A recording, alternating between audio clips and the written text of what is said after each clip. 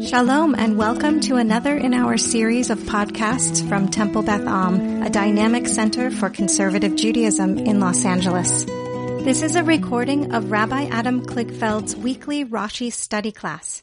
This is what I'll call the non-Rashi Rashi class because we're in the stretch of 5 verses in a row, a very rare stretch where Rashi has nothing to say. That's exceedingly rare, except for maybe long genealogies where there would be nothing to say other than just giving maybe a derivation of a name. And for some of the verses that we're about to do today, I've chosen at least one commentator aside from Rashi to share a little bit of insight, which we'll do via a screen share because some of them are on the page in the Torah Chaim Midolot, but not everyone has that in front of them. So I think that we are about to read verse 28 in chapter 4 of the book of Exodus. If you're in the Torah Chaim, it's page Nun Dalid. And I think we spent a lot of time on the previous verse last week. We can just read it again to give us a sense of the context. Vayomer Adonai el Aharon, this is verse 27. God said to Aaron, Lech likrat Moshe midbara, go to greet Moses. We generally translate it as in the desert, but it's really toward the desert. Hamidbara. Vayelech, he went, meaning Aaron. Vayivkeshehu, and he met him. We assume that the he met him means Aaron met Moshe, but it's not 100% explicit. Bahar ha-Elohim, on the mountain of God. Vayishak lo, and he kissed him. And the last thing we read last week was the commentary of Nachmanides, the Ramban, who said that the he kissed him meant that Aaron kissed Moshe as a way of showing Moshe deference, that the kisser is the one showing deference to the kissee. And that was not that they kissed one kissed the other. And that leads us to verse 28, the second of the 5 verses in a row that Rashi doesn't say anything on, but we will, I imagine, have lots to say. Sue, you're about to you just got to, I caught you. Do you want to read verse 28? Or are you going to, if you're going to get the coffee will stay hot long enough. You can pour your cup of coffee, that's fine. No, that's okay. Okay, verse 28. Vayager Moshe Vayaged.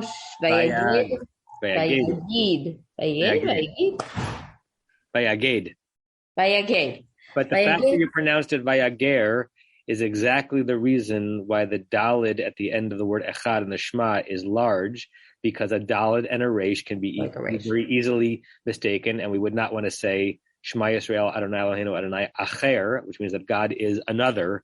We want to say that God is one. Okay. And so is this Dalid big in the No, not every Dalid, because that would mean that every Dalid in the Torah would be big. But that's the general thinking as to why that Dalid in the Shema is bigger than other Daladim. I don't know what the plural of Dalid is. Okay. Daladim does not sound correct. Daladot? Yeah, also not correct. I already went through it in my head. Vayaged Moshe la'Aharon. Vayaged Moshe la'Aharon. Et kol divrei Adonai asher shlacho. Okay. Ve'et kol otot asher sivahu. Now, before you translate, there are no particularly hard vocab words in this sentence, but there's some odd syntax. So let's see what you can do with it. Yeah, syntax and form. It's a little bit weird. Okay, Vayaged Moshe la'Aaron, and Moshe told Aaron. Right, Vayaged, the same root as Haggadah or Agadah, so to speak, right? Or to tell. Right, Lahagid. But the gate, is there a reason? Why is there a gate and not a gid? Why wouldn't it be Vayagid? Because in a Vav HaYipuch or future tense, mostly Vav HaYipuch, when the shoresh, the first letter of the shoresh is a hey, because the shoresh is hey gimel daled probably. There's a longer way of saying it, but it changes the shape and the structure of the verb, right? It's like it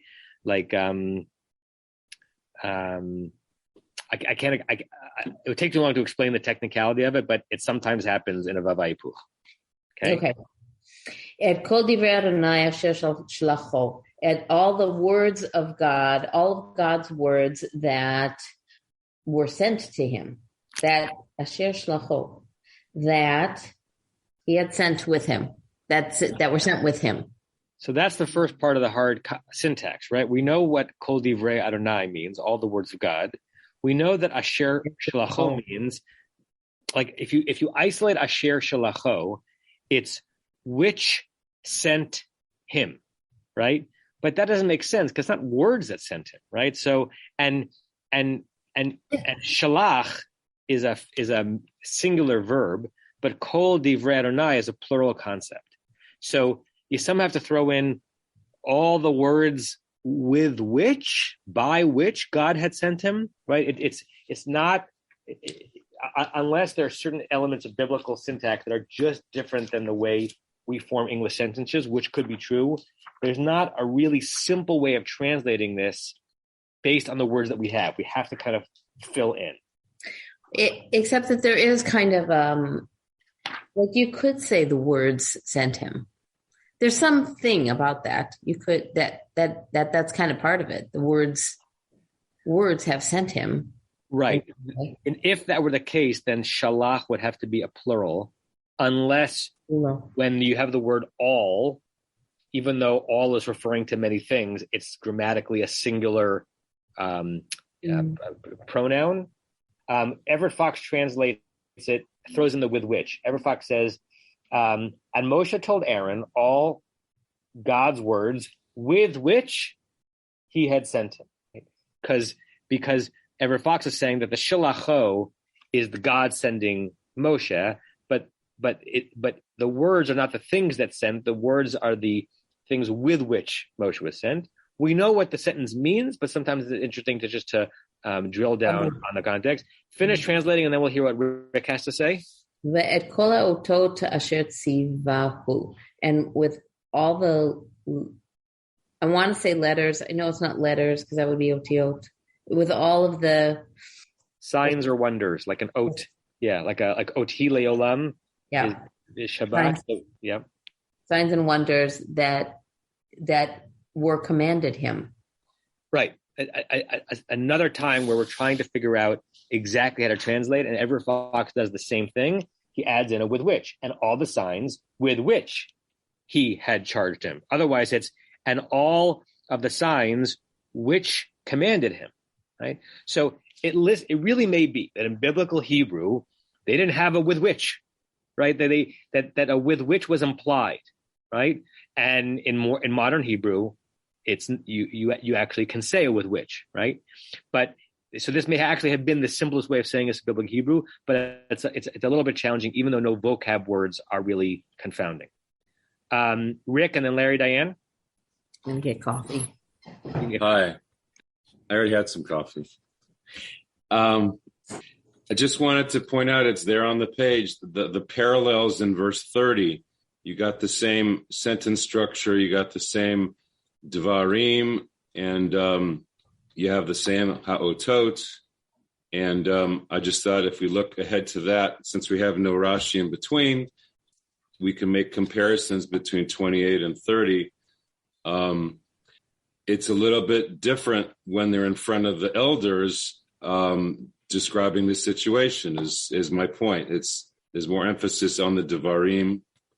I don't know, but I just noticed that it's there. Nothing with the trope necessarily, although gathering together is pretty important. It's all on one word. On Vayasfu, yeah. Vayasfu. Right. But it's the same structure, 28 and 30. Basically. Well, it is and it isn't. You have the words kol hadvarim. Asher diber Adonai instead of asher shalacho. Right. Kol hadvarim asher diber Adonai makes perfect syntactical sense. All of the words that God had dabered, right? Yeah. And vayasoto, and God did the sign. He did the signs. There's no syntactical confusion or question. Right. On verse 30, but you're right. It has the words. I just thought the clarity there would help with the confusion up in 28. I don't know. Maybe. Larry, Diane? Translations. I know you're going to want them. So Alter's a with which guy. Okay. So he says, and Moses told Aaron all the Lord's words with which he sent him, Okay. and all the signs with which he charged him. All right. So far, Alter agrees with Everett Fox. What does Kaplan say? I love Kaplan. I think Kaplan's got it pegged here. Moses described to Aaron everything that God had told him about his mission, as well as the miraculous proofs that he had instructed him to display. So there's a fair amount of filling in there. I mean, I like Kaplan too. You almost have to say at that point that he's doing a paraphrase, which is okay, right? He's doing a paraphrase in the name of clarity, but it strikes me as, and this is, I guess, a compliment to Kaplan, those times when Onkelos says, if I just turn this into Aramaic, it'll be inscrutable. So I'm gonna fill in some of the gaps, which might help with comprehension. It's just a different exercise than pure translation. But that's really interesting. I mean, I like the image in my mind that is created by those words, and the question is that the image in our mind, which is what communication is, that we're supposed to have given these words? I don't know whether you'll agree or anybody else will agree. To me, there's a world of difference between told and described, because when you use the word described, it's suggesting that there's a filling out there, there's an elaboration going on, as opposed to just telling him. I may be wrong. I don't know whether if ever Kaplan used told or described or something else. Yeah. Well, if you think about the Hebrew, so vayaged either comes from the shoresh of Haggadah or Agadah, right? And Haggadah, right, which we'll meet in 6 weeks or so, actually 6 weeks from tomorrow, gulp, is usually, I mean, you would describe the Haggadah as a telling more than a describing, I think. But interestingly, Agadah is what happens in Midrash when you're not deriving halacha, but when you're explicating and filling in the gaps in a midrashic way. So and it's not necessarily that the Haggadah and the Agadah necessarily mean those two things distinctly at a homological level, but how they're used in our tradition is somewhat different. And it's unclear which one vayaged is more closely related to. Anything else, Larry, Diane? No, fine, that's it. Stevie? Yeah, it seems to me that in, the quote unquote original version of this text, but like that Shalacho and Tzivahu could have easily been swapped. And then everything seems to make sense because Kol Divrei Hashem Asher Tzivahu, it's like, yeah, God's words were commandative, and Kol Haotot Asher Shalacho is like, yes, you were sent with these tools. Mm-hmm. Interesting. Yeah, I don't know of a midrashic or documentary hypothetical suggestion that suggests that the words were inverted, but it's an interesting thing to think about. To answer Tova's question, it could also be intentionally twisted, but it does feel like there's a swap. To answer Tova's question in the chat, Onkelos does it plainly in the sense that Onkelos does not add in with which. Onkelos really translates it word for word Hebrew Aramaic. V'chave Moshe la'Aaron, that Moses said or spoke to Aaron. Aaron, it's a different Aramaic. There's several different Aramaic words for speak, just like there are several different words in Hebrew. Amar, Malel, Diber. Yat kol pit gamaya, all of the words. Daronai dishalche, and all of the words of God, which sent him, right? So it doesn't add in the with which. V'yat kol ataya, and all of the otot, all of the wonders, depakde, that he commanded him. So it doesn't go the Aryeh Kaplan does not go the Robert Alter or Everett Fox route, just basically turns it into Aramaic. Joanna? I had the same observation about the switching of the verbs. And now in light of Onkelos, could we go back in Onkelos to fakdeh? Because is fakdeh related to the Hebrew shoresh pakad, which doesn't directly mean then commanded, but more so enumerated. And I wonder then if Onkelos is having a bit of an issue also with where the verbs are falling into place. Interesting question. So pakad in Hebrew already is a root that means several different things: to remember, to enumerate, to command. Let's see if I can pull up Jastrow quickly to see what the Aramaic for Pei Kuf Daled gives us. 1 second. While I'm pulling it up, do you want to say anything more about that? No, I think that was the observation I had. Oh, just wanted you to be a filler for a second. Here we go. Let's see.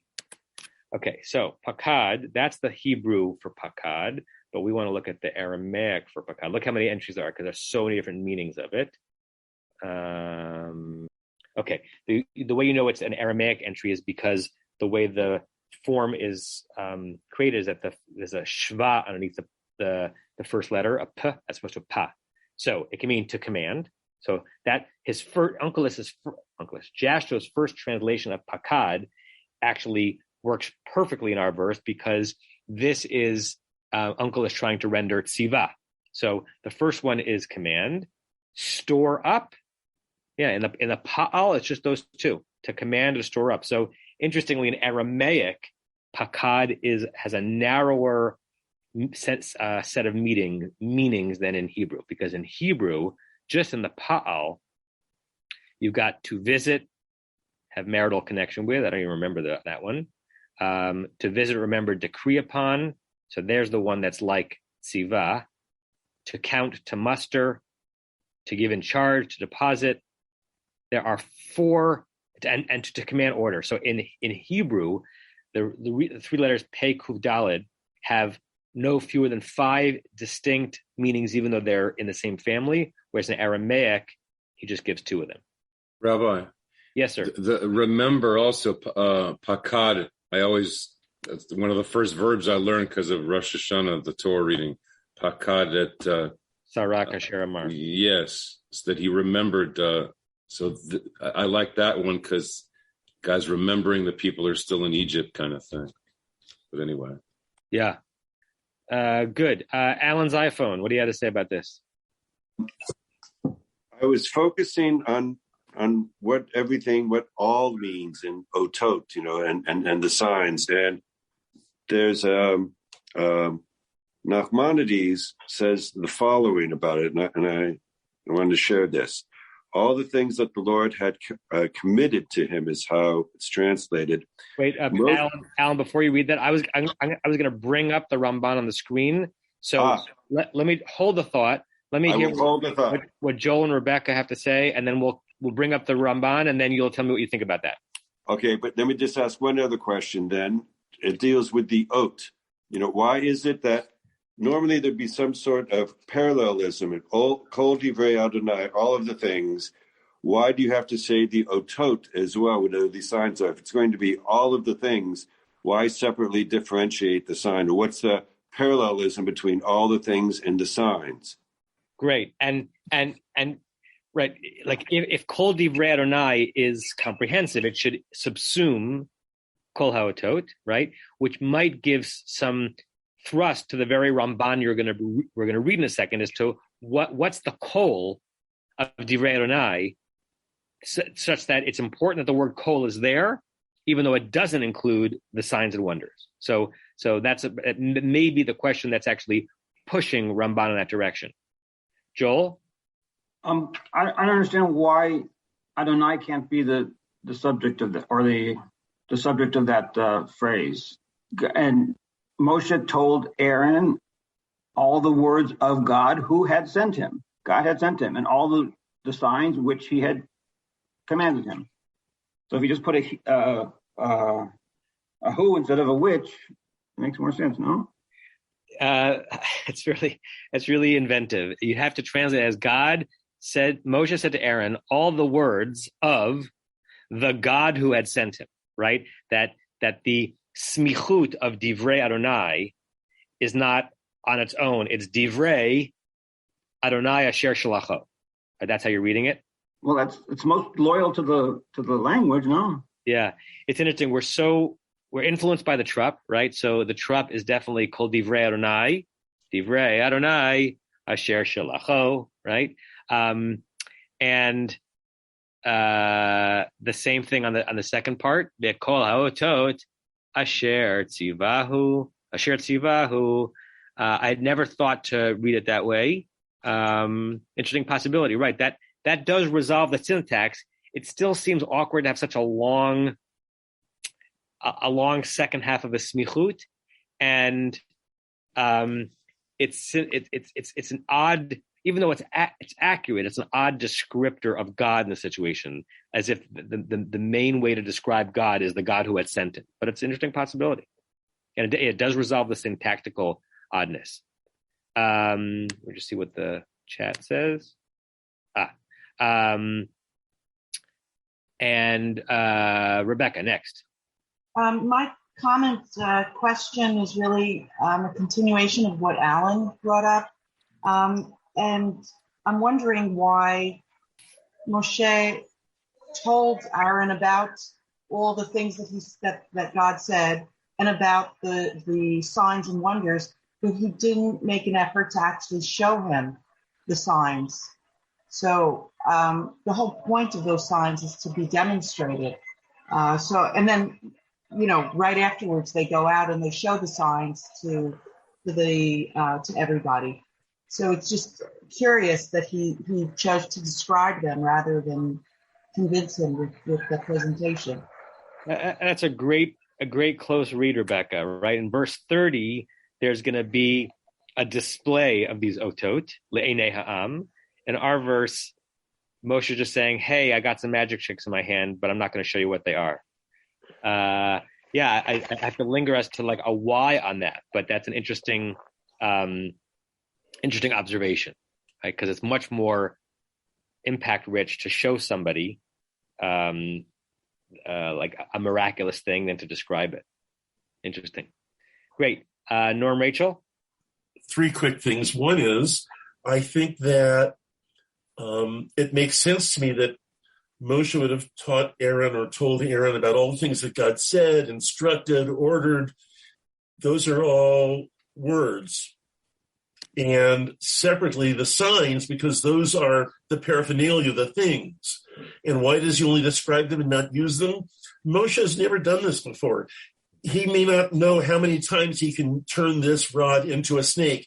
And if he wastes it on convincing Aaron, who's already convinced, it may not work when Aaron needs to convince the people or Pharaoh or whomever. So he simply describes that, and it's reasonable, and Aaron takes him at his word. That makes sense to me. The other thing was Rosenbaum and Zilberman used the exact translation that Joel suggested, saying that Moshe told Aaron all the words of the Eternal who had sent him and all the signs which he had commanded him. So that's exactly what Joel suggested, and so he has some good support for that. Yeah, so we have like kind of three basic families of translation attempts here. There's the throwing in the with which. There's the uncle is saying, I'm going to leave it as it is, you figure it out. And then there's the Joel Elkins approach, which is to say that the second half of the smichut, of those associative phrase, is the God who had sent him, which I think is really a creative read. Good.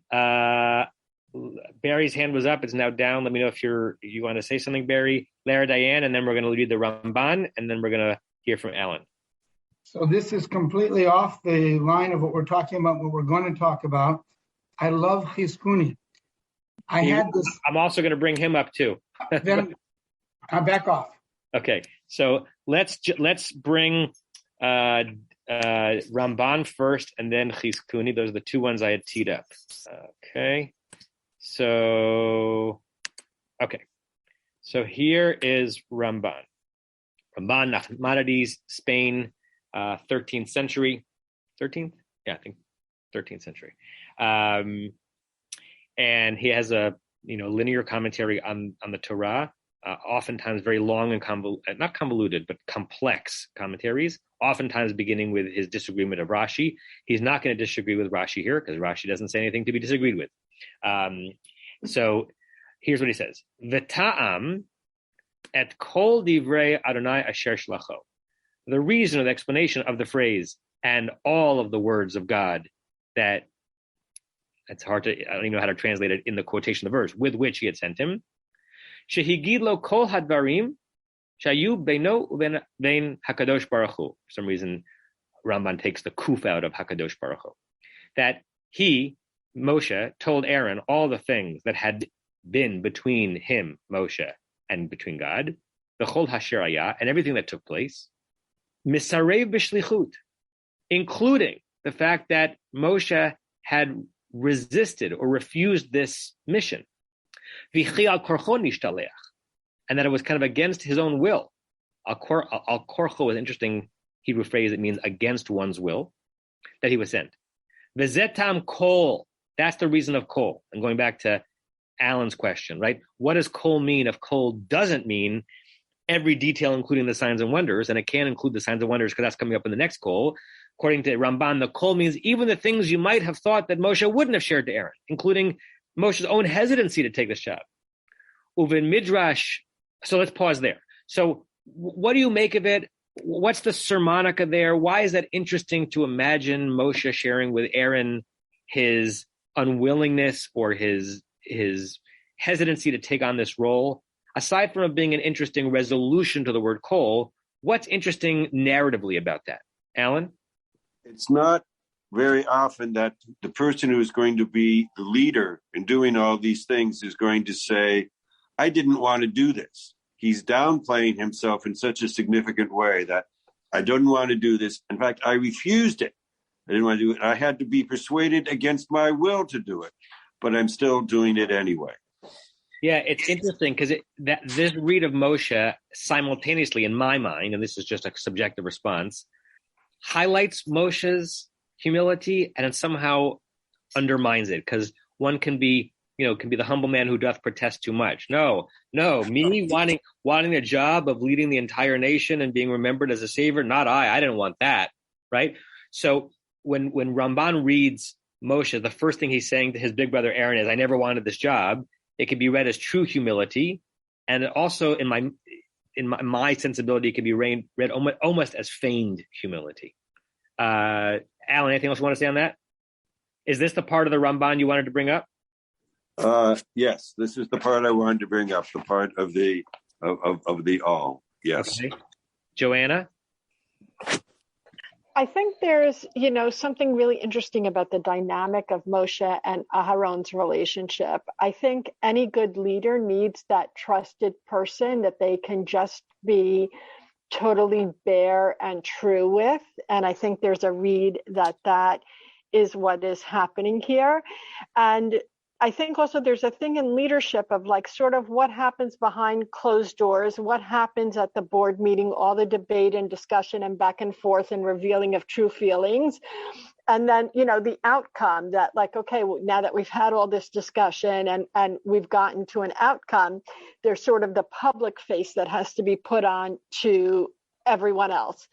And to me, there is, bits of those types of dynamics happening here, which, I think a lot of times we read text and we don't sort of dig down into the real relationships that are happening here. And it's lovely to be able to do that.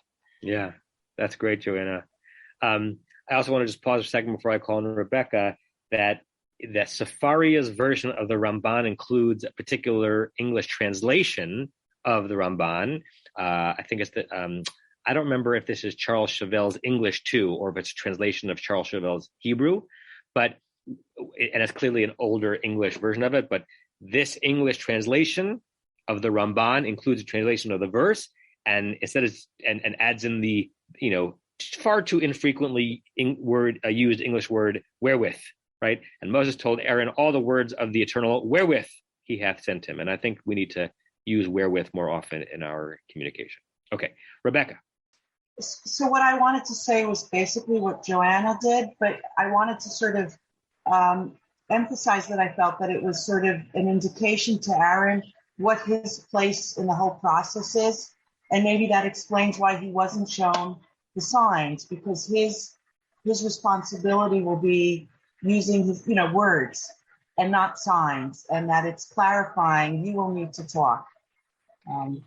Really interesting. It's, as we get into the plagues eventually, we'll see that some of the plagues are initiated by Moshe and some of the plagues initiated by Aaron. And a little heads up, Rashi has a really interesting commentary on I think it's blood, on the first plague, as to why it was Aaron giving that doing the sign, not Moshe. But you're right, primarily it's Moshe. And the reason why Aaron is significant is because Moshe is not an Ish Dvarim. And so that's interesting explanation, that in his first encounter, Moshe is not doing the magic. Moshe is basically saying, you're going to be my mouthpiece. I'll do the magic in the background. You'll be my mouthpiece. Interesting. Joel. And then I'll clear the board. Joel, Norm, Rachel, and Barry. And then I want to read the second half of the Ramban, because Ramban gives a whole different commentary as to why it's cold. Joanna and Rebecca took some of what I was saying. I just wanted to add that there was also the dynamic of Aaron was still the older, and he didn't want to usurp that role. Yeah. Respect. Right. And we saw some of that being played out in Rashi's commentary as to why Moshe was hesitant to take the job. So Moshe is basically saying, older brother, I didn't want this.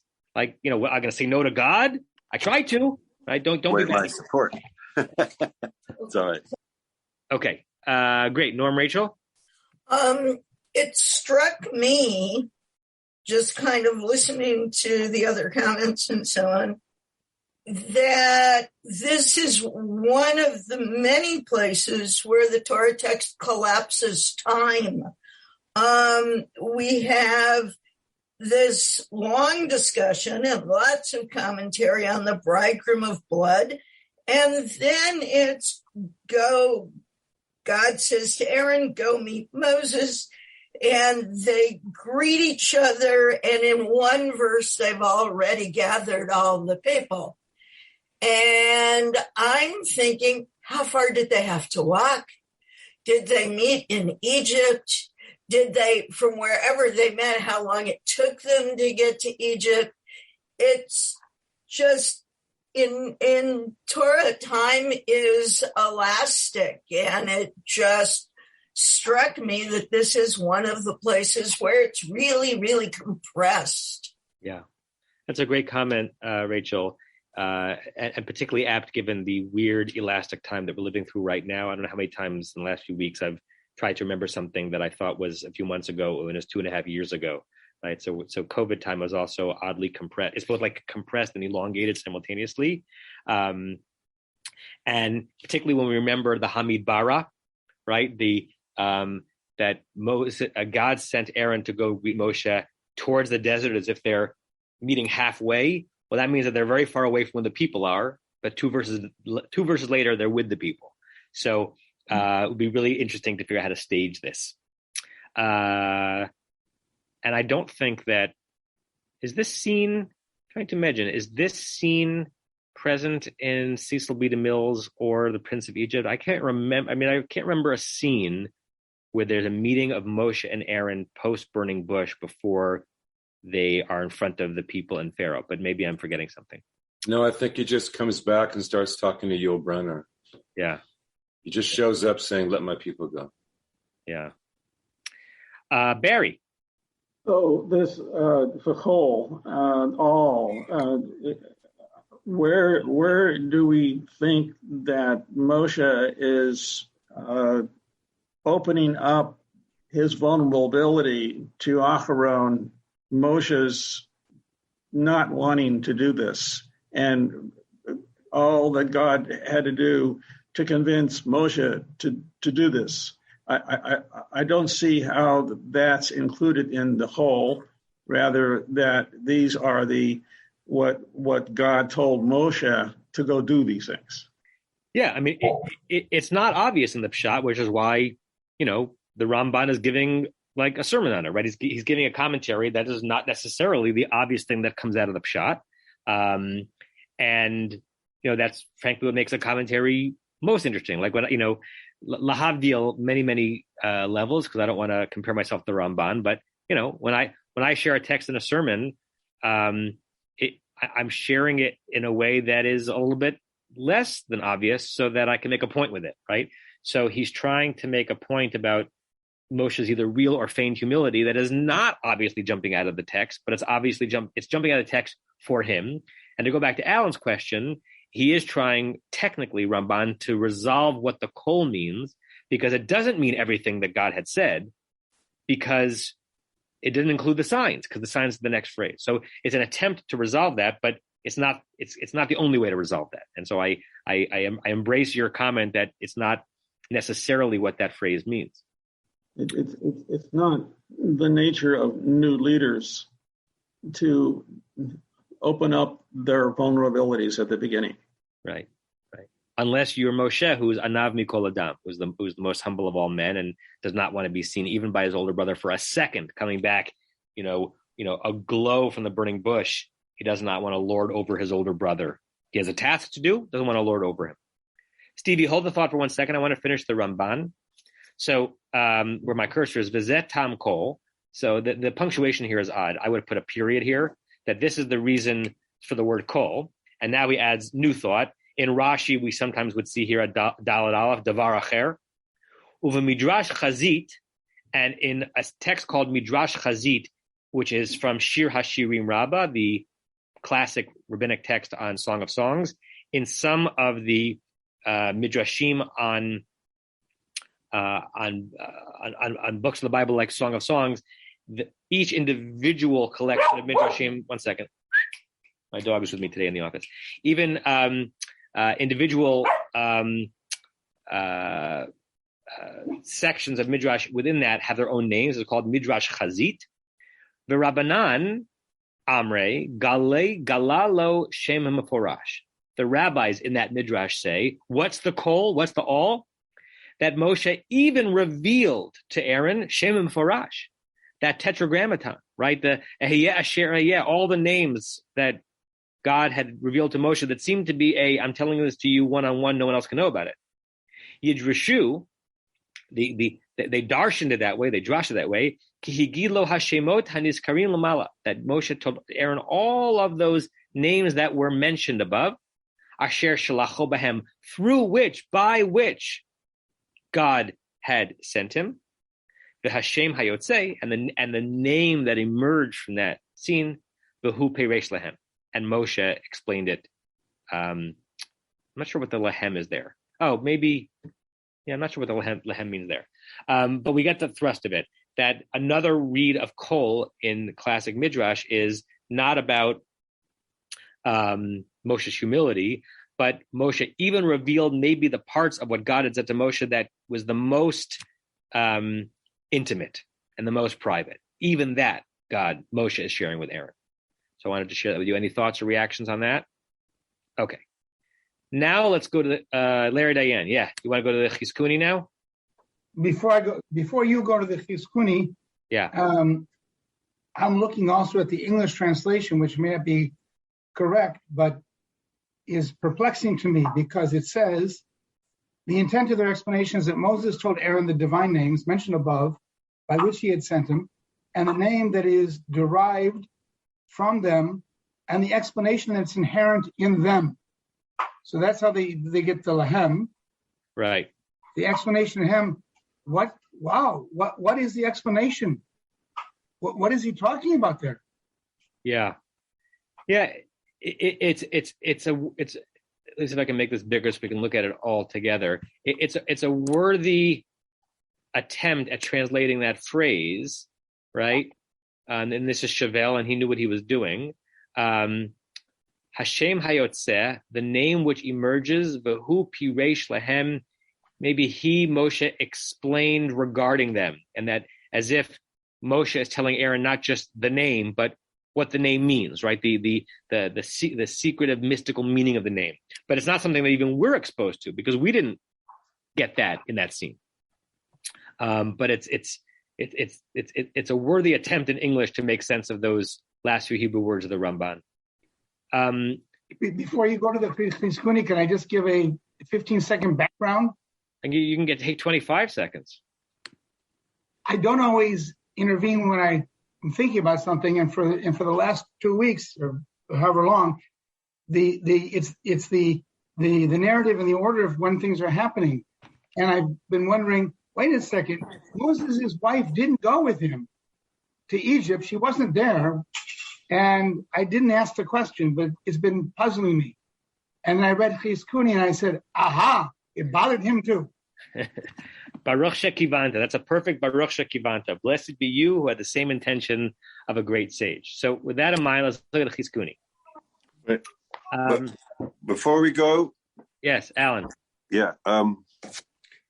There's an interesting translation that I have in the Migrot Dolot from JPS on this, how he describes this at the end about Midrash Rabbah, about what Nachmanides was saying. He said, they understood that he told him the names mentioned in verses 13 and 15 by which he had been sent, as well as Adonai, the name that results from them, and interpreted them for him. So it's like Moses is not even just repeating what we said, but he's interpreting and giving to Aaron the interpretation of the various divine names. Right. Which I find remarkable.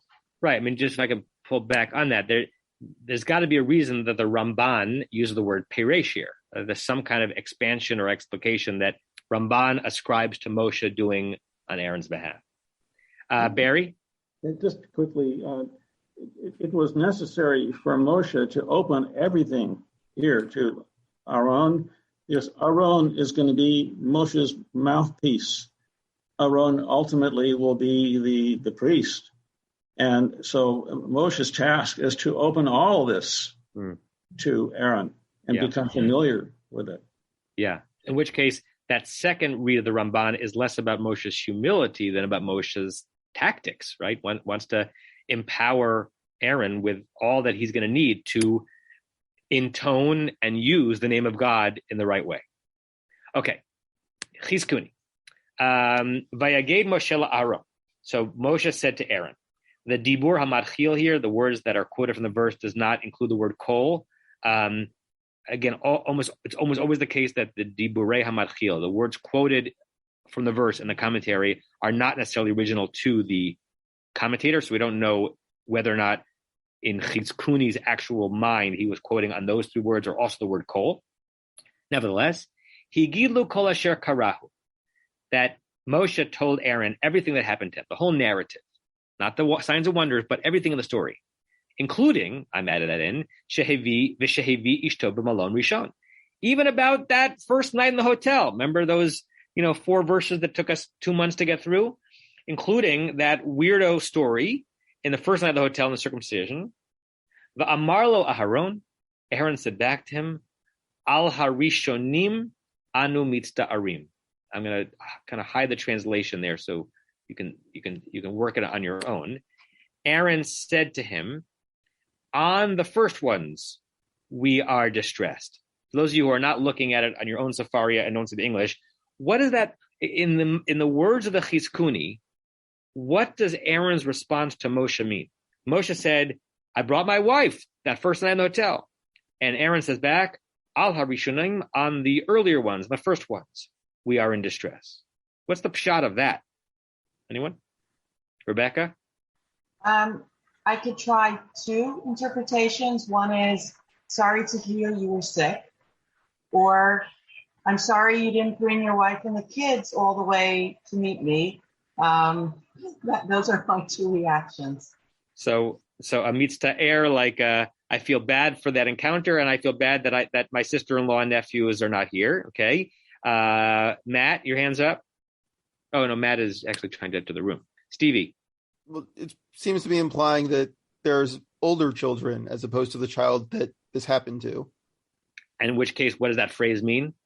That, like, I'm, like, they're, like, those are the ones I'm, I guess, concerned for. I don't know, it's hard to render. It is hard to render, right? So let's keep playing with it. Joanna? The first ones to me could be a reference to the first things that happened, as in, why Moses needed to flee and leave Mitzrayim, that's what Aharon is sorry about. But but that therefore in some way he's saying, once he hears the whole saga vis-a-vis what happened in the hotel as being the later thing that happened, that kind of like Moshe, there was something you didn't do right there, and that's why all that happened. Interesting. Okay, there was what you tell me about the saga is related to earlier things upon which we should be collectively sad that you didn't do the right way. Let's read the next line of Chizkuni, which at least it gives a window into how Chizkuni thinks of his own words. V'yesh lanu lomar, and Chizkuni says, and therefore we can say, acharei divrei rabbeinu, based on the words of our sages, shemisham shalachla shetashuv lebeit aviha, that because of what Aaron said back to Moshe, that Moses sent to Tzipporah, who, according to this reading, is still hanging out at that hotel, shetashuv lebeit aviha, that she should return to the house of her father. Remember that after the night in the hotel, we don't see Tzipporah until Parshat Yitro, right? So we have to guess what happened to them. Remember, we talked about the different, the singular and the plural of the end of that scene, that they're all together, but then Moshe is just, God is speaking directly. God sends Moshe on, right? Not Tzipporah. And so Tzipporah, according to this, is sent back. Why is she sent back? If we read that back into what Aaron said, then we can read it this way. Aaron said to Moshe, we have enough tsuris on the original ones who are caught in Egypt. We don't need more people there. That's how I read Chizkuni's read of Aaron's words. Because in response to that, Moshe said, you're right, I'll tell Tzipporah to go back and wait out the war, right? These are poignant words right now, as we imagine people who might have gotten stuck in Ukraine. Wait out the war in Midian. We don't need more Israelites that need to be rescued. Yesterday's LA Times had a harrowing article about an American couple. I don't know if they were a Californian couple, who were in Ukraine a few weeks ago for the birth of their second child by surrogate. Their first child was a couple of years old. They had a second child by surrogate, a Ukrainian mother. And they had arrived in Ukraine early to mid-February, and they thought the baby was going to be born, and war is looming. And some complex story where the doctors did not want to induce the baby because they thought the baby needed more gestation, even though the baby was basically full term, and even with the war coming, and the baby was born, I think, the day before the invasion. And these are American citizens in somewhere, I don't know if it's in Kiev or Ukraine, who have a newborn. And you can imagine the bureaucratic paperwork to get the birth certificate and the release and blah, blah, blah. They didn't get the birth certificate, which would allow them to leave the country legally until day 3 of the invasion. By then, they're basically trapped.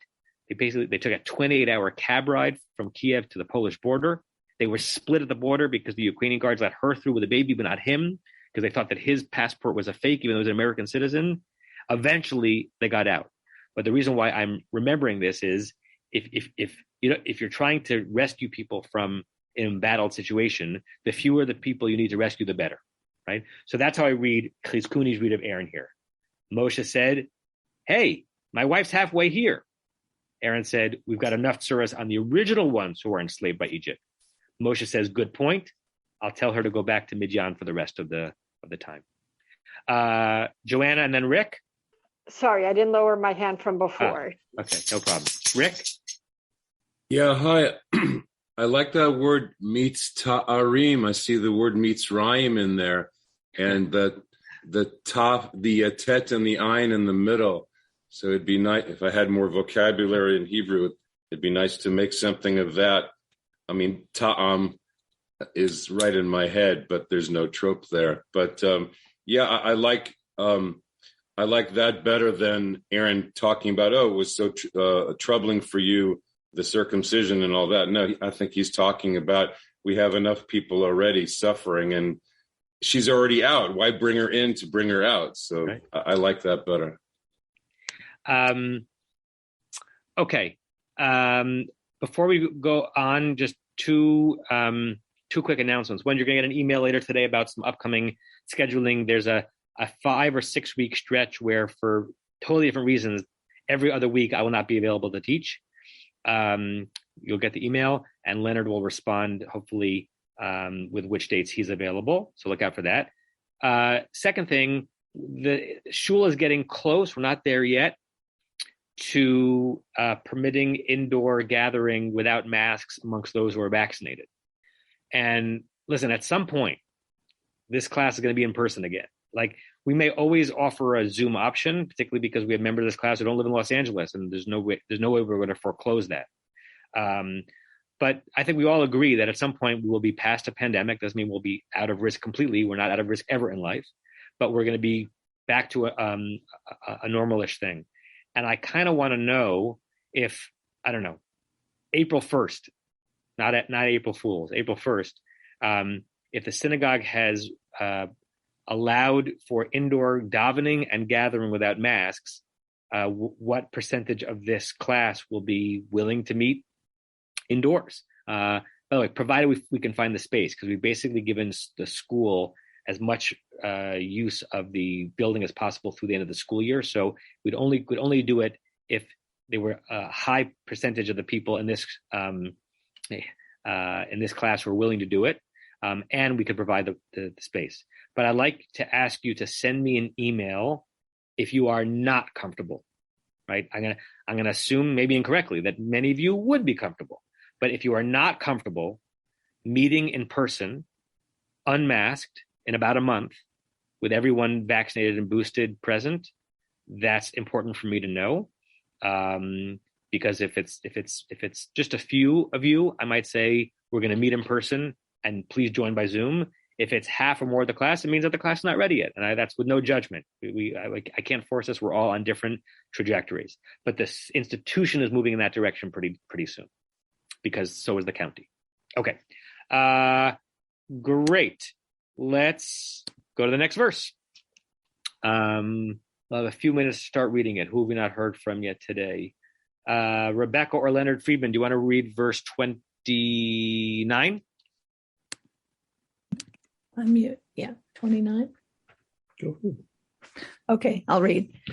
Vayelech Moshe va'Aharon vayasfu et kol ziknei bnei Yisrael. And Moses and Aaron went, and they gathered together.